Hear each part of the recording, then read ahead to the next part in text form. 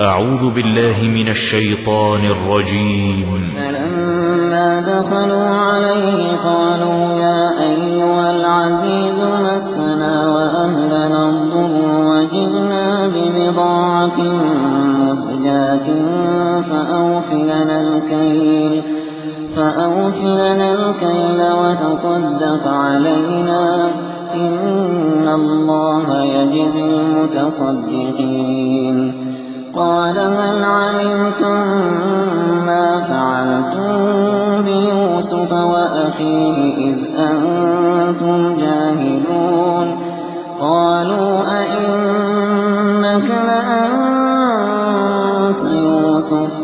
قال أنا يوسف وهذا أخي قد من الله علينا إنه من يتق ويصبر فإن الله لا يضيع أجر المحسنين. قالوا تالله لقد آثرك الله علينا وإن كنا لخاطئين.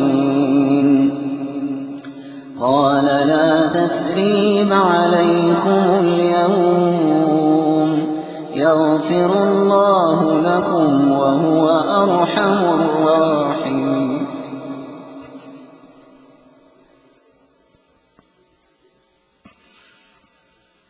قال لا تثريب عليكم اليوم يغفر الله لكم وهو أرحم الراحمين.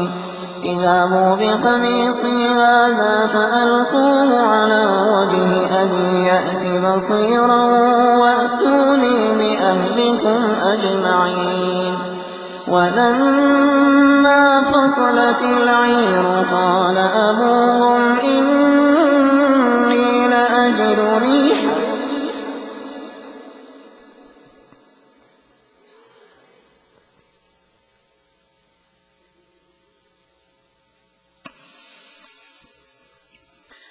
ولما فصلت العير قال أبوهم إني لأجد ريح يوسف لولا أن تفندون.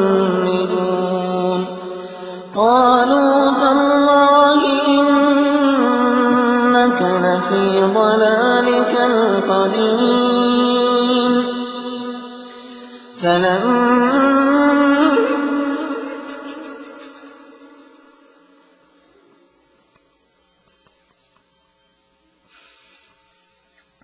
فلما أن جاء البشير ألقاه على وجهه فارتد بصيرا.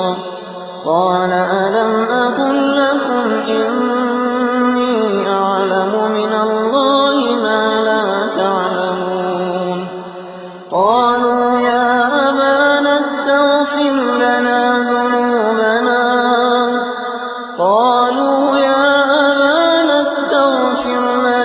ذنوبنا إنا كنا خاطئين.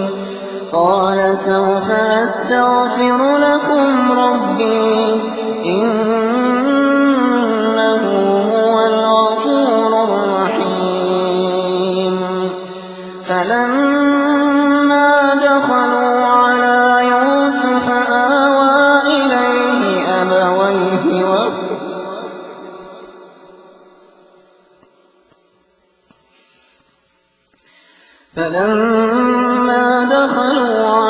يوسف آوى إليه أبويه وقال ادخلوا مصر إن شاء الله آمنين.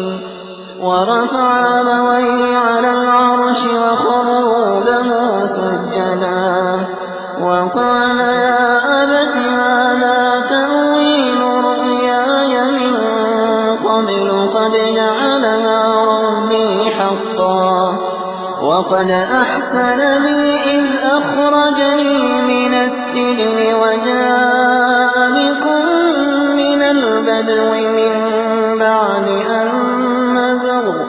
من بعد أن الشيطان بيني وبين إخوتي إن ربي لطيف لما يشاء